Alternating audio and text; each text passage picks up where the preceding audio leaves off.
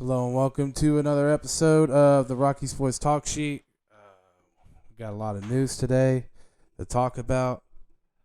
Um, we got a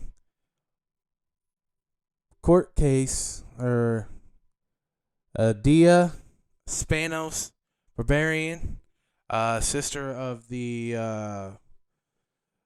Los Angeles Chargers NFL team, and one of the owners um, petitioned to have the Chargers and the family force them to sell the Chargers franchise. That's one of the biggest news of this weekend so far, or this week.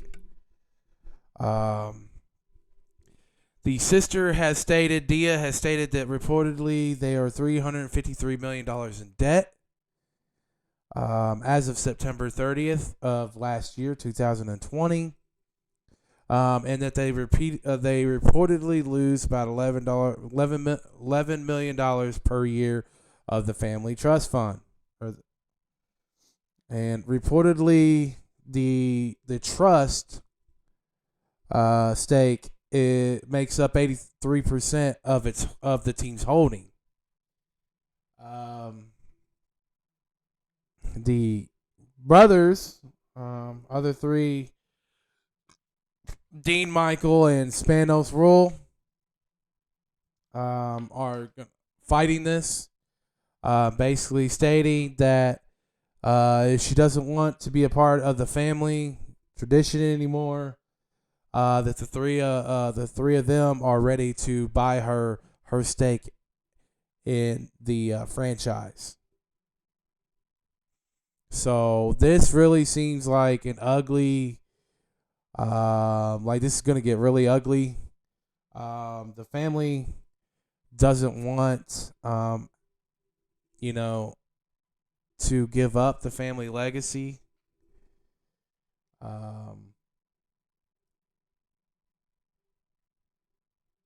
And this is from the brothers and stuff. The other three, they say our parents, Alex and Faye, wanted the Chargers to be a part of the Spanos family for generations to come. For three of us, the Chargers is one of our family's most important legacies, just as it was for our parents. Unfortunately, our sister Dia seems to have different misguided personal agenda.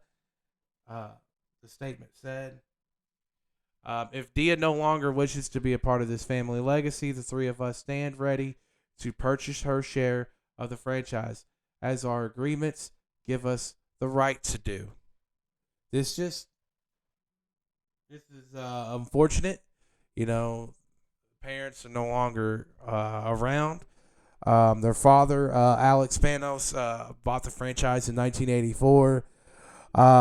Dean Spanos, one of his sons, Dean Spanos, took it over in '94, and has been since. They each got like 15%. You got some of them that have like 15%. They're separated, and then you got like 4% that's not family owned. Minority owners there. But it says like here's the value. The value of the Chargers is reportedly 2.6 billion. The trust shares could be worth nearly 850 million.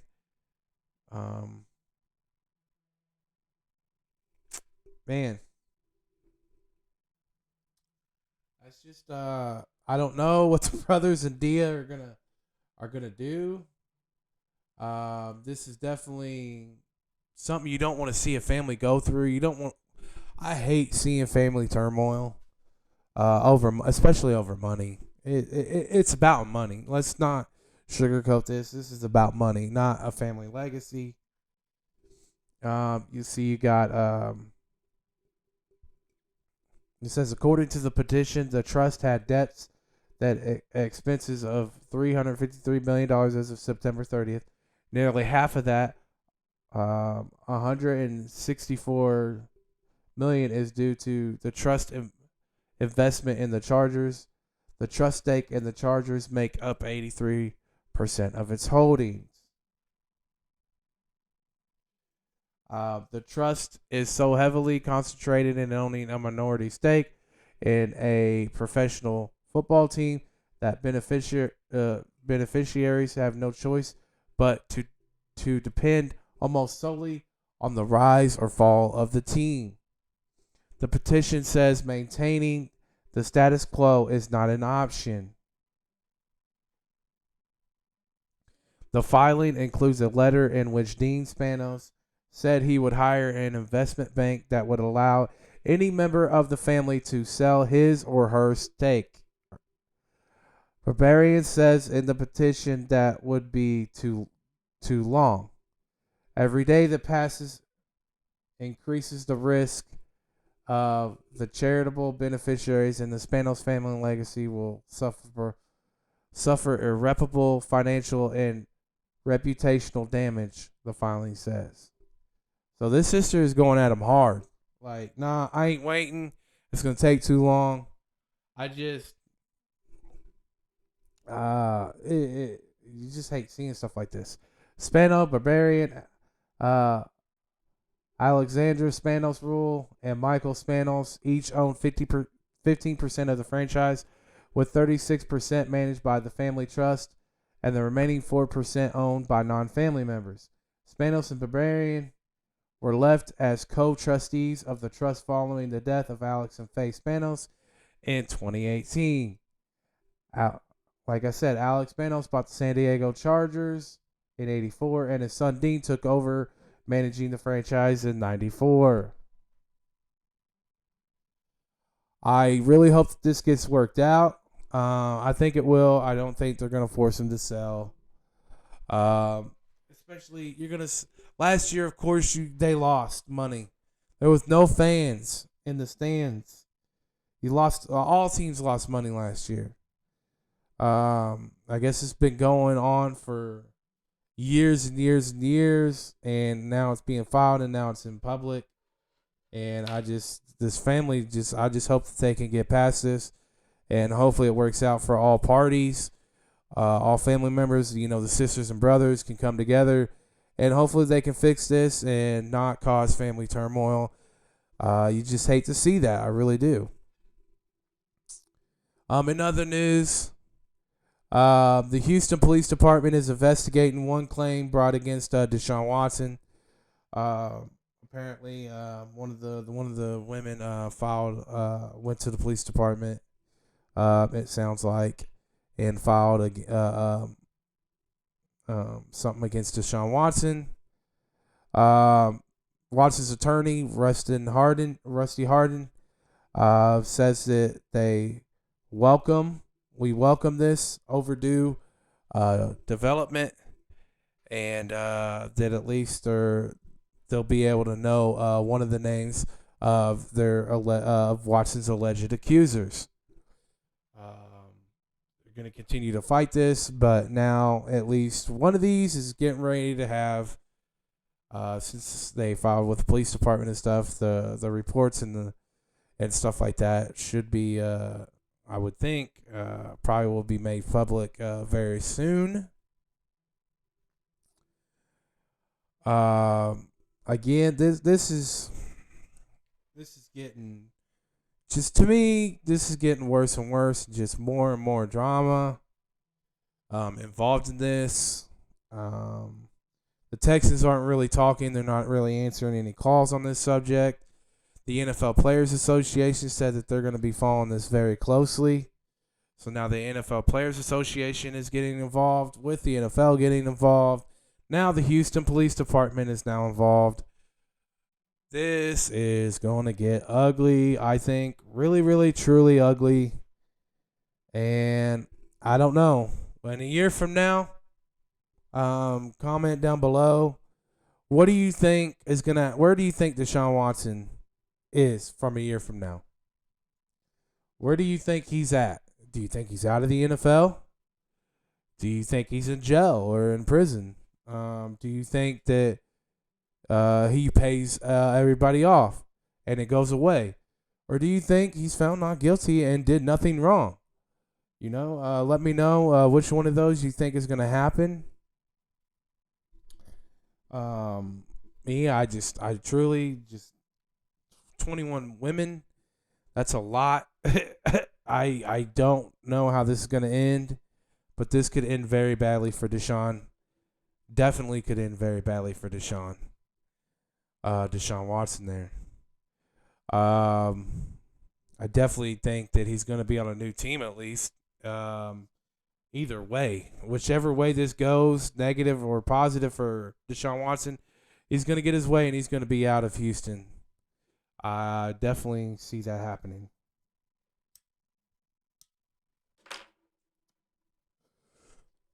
And other news, the NCAA Women's Final Four. We have the championship game set.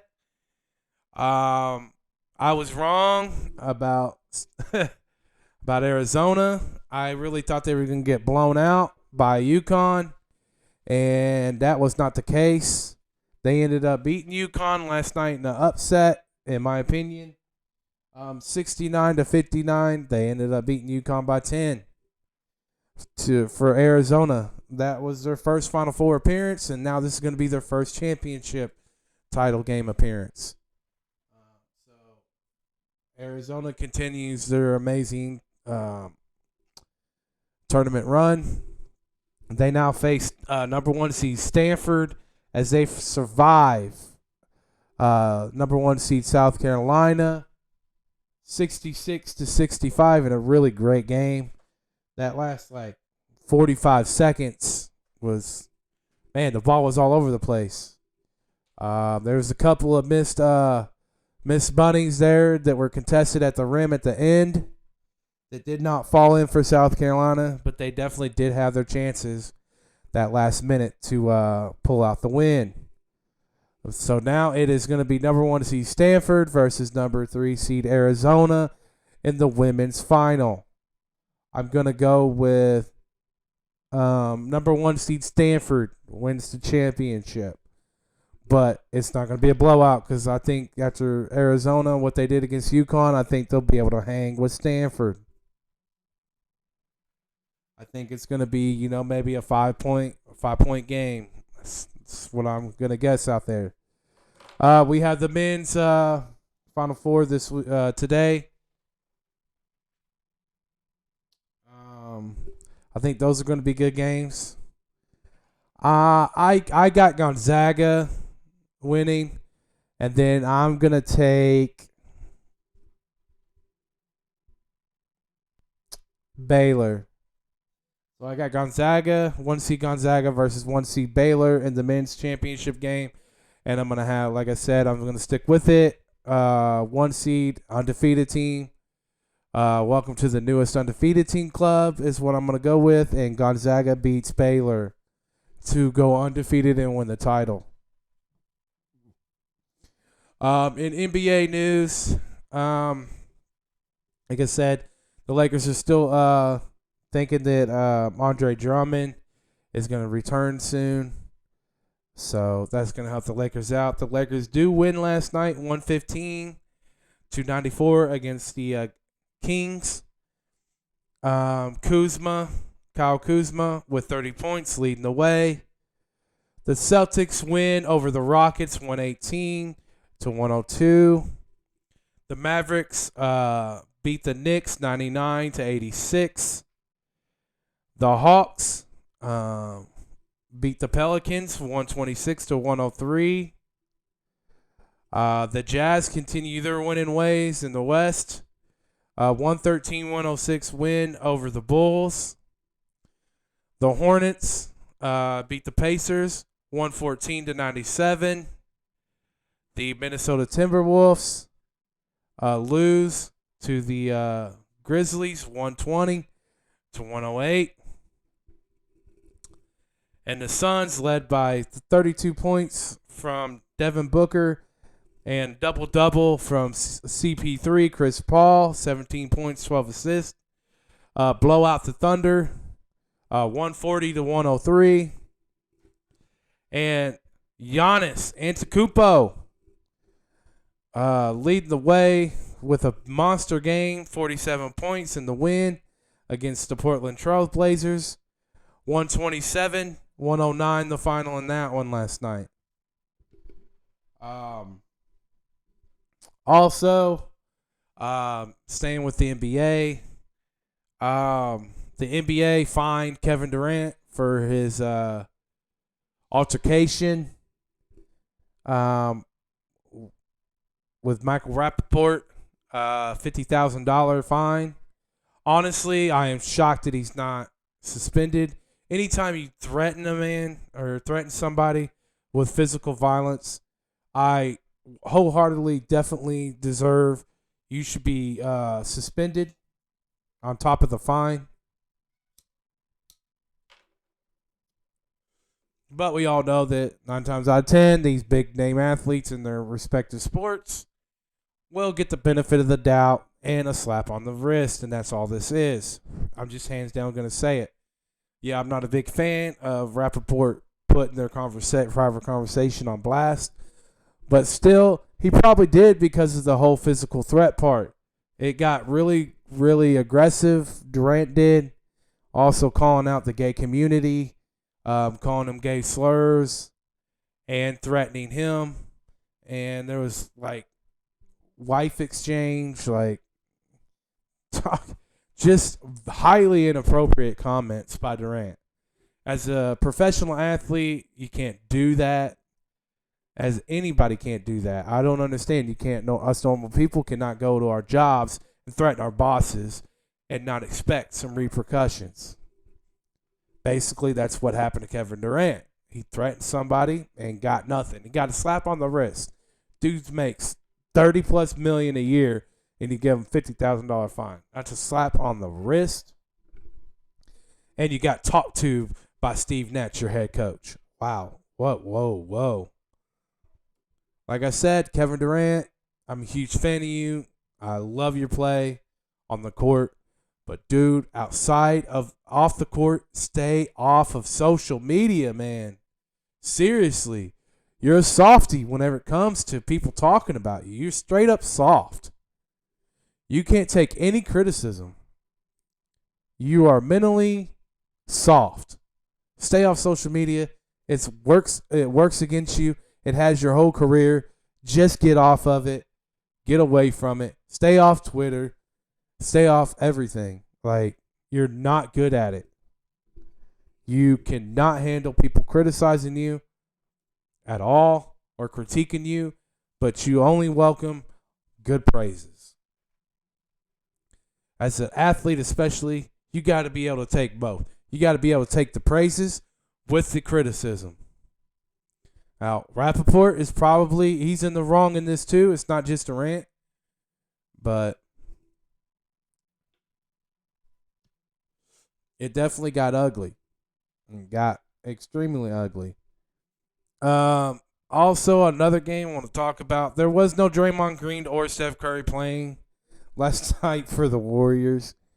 But, oh, Jesus, they got whooped by 53 points last night by the Raptors. 130-77. Siakam with 36. Trent Jr. was 24. And Anunoby with 21 points leading the way. Straight up whooped the Warriors last night. Smoke checked them. I think the Warriors are just calling it in for the year. They might just start trying to tank again to get another good pick. That's my take.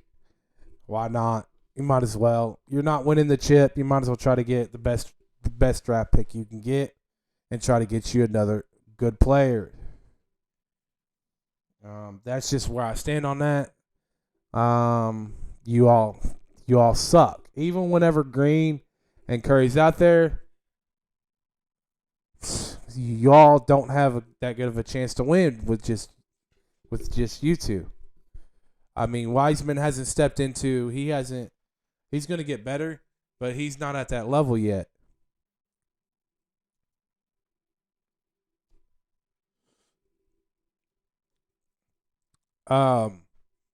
Also, I want to get on.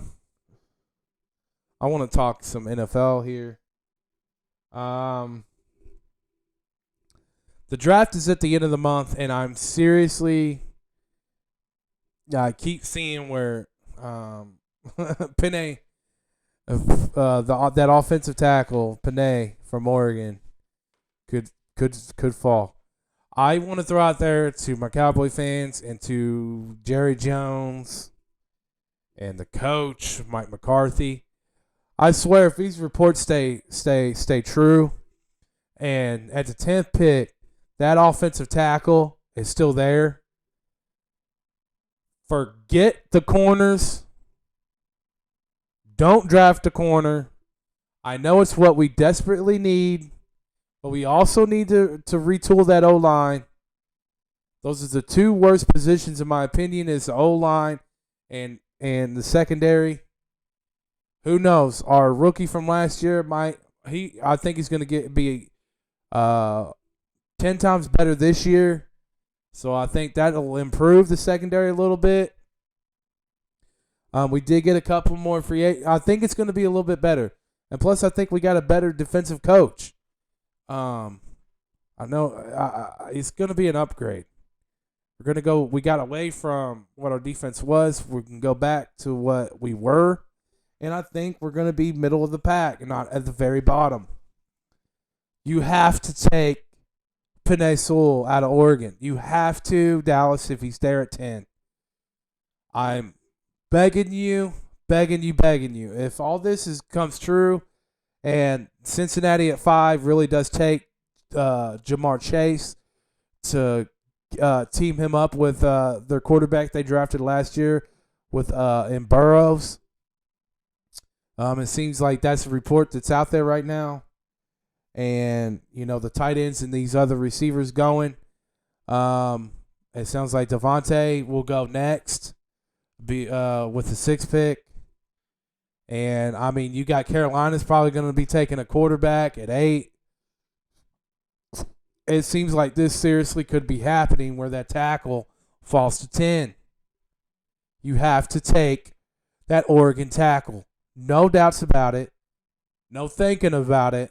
You have to take him. We have Dak. He got injured last year because that O-line was awful. They were hurt. We're having people that are at the end of the road. They're old and they're getting ready to retire. Dude, please get that young stud.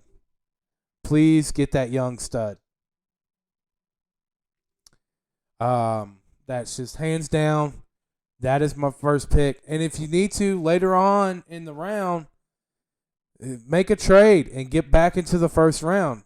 If you have to, trade your second, do what you got to do, and get back up and then get a corner later on in the first round. There's 3 or 4 good corners in this class. You can still get one of them in the 20s pick.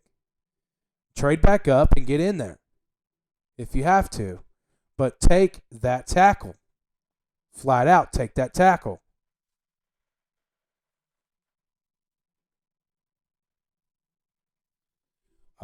If I see that happening, if you do both of those moves, if I was Dallas Cowboys, trade up, get the corner later on, and then get that tackle, that is going to be huge.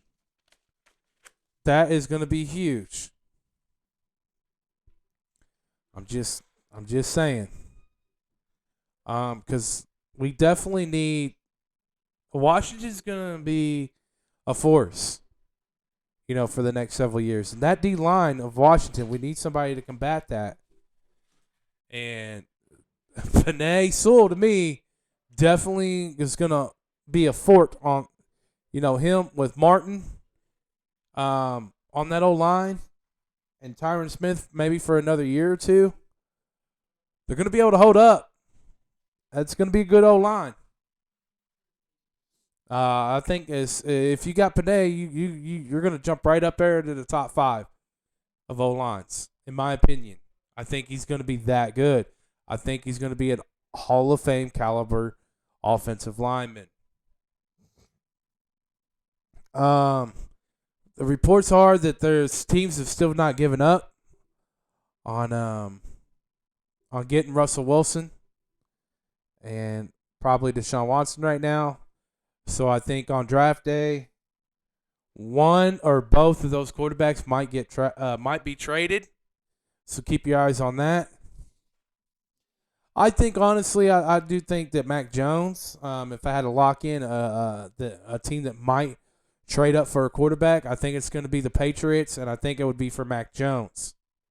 If any team traded up in the draft, I think that the Patriots and Bill Belichick strongly want Mac Jones. If they can't get a trade with the Niners to get Jimmy G back.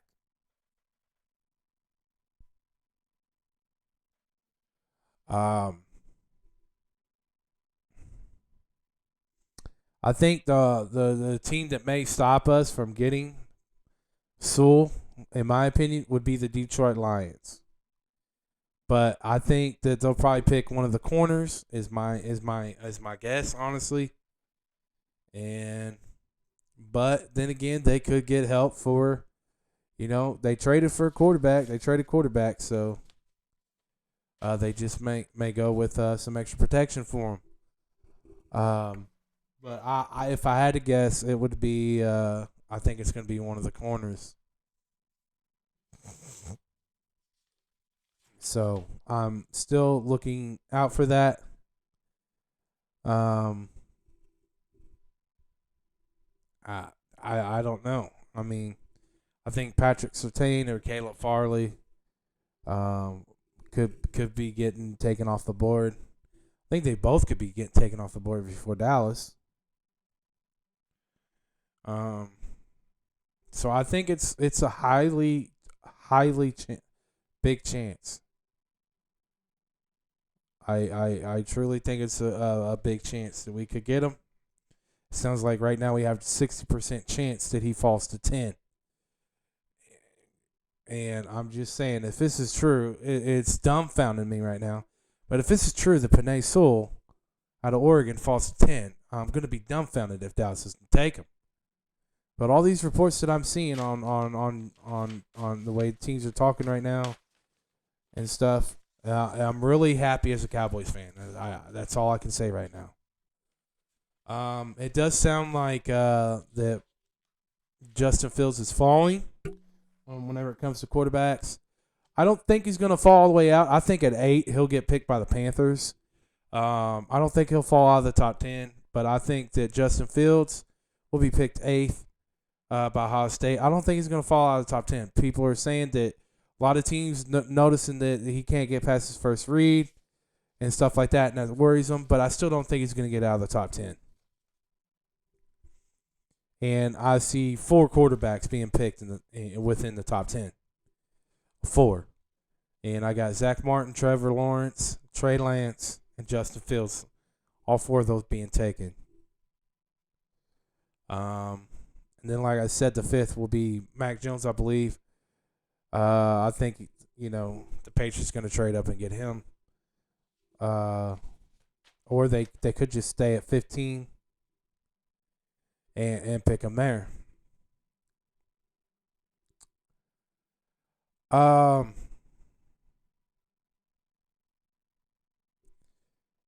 Let me know, which receiver would you all take, though?